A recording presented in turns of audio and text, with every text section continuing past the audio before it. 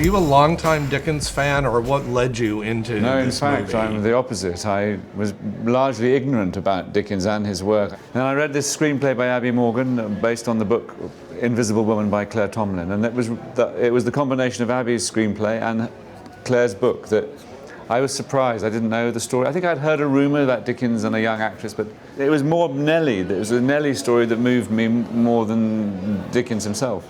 And you must be Miss Ellen Turner. I am.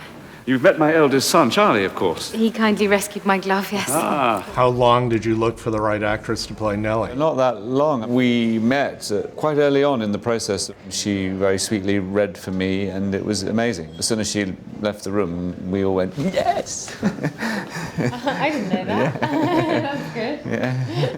Nellie. Nellie, it was a mistake. Did you send Catherine to me? Yes.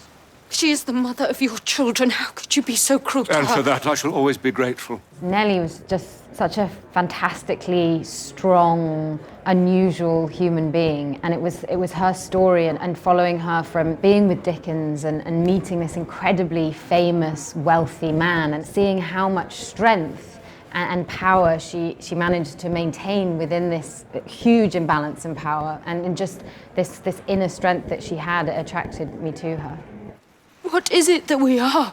I think sometimes there's a tendency with period dramas to make them very contemporary and to sort of try and make them more appealing to a modern audience. And I really liked Rafe's absolute commitment to the truth of the fashions of the time and the costumes. It was making sure that I was wearing everything that I would have worn at that time with the full weight. I understood Nellie in the most sort of truthful way as she would have existed in that time. For you as director and playing Dickens, I mean, you play Dickens with so much energy, and how do you jump in that moment when you're behind the camera setting things up? Normally that's very, very hard, and it was hard, but I think there was a little bit of all this process which was good, which is Dickens did the same thing. He produced these plays, he was on top of the stage design, the snow effects, the lighting effect, and I was having to play a man who was acting in a play and controlling everything around in the production. What do you think is in this movie for a contemporary audience? Well, I still think the essential relationship,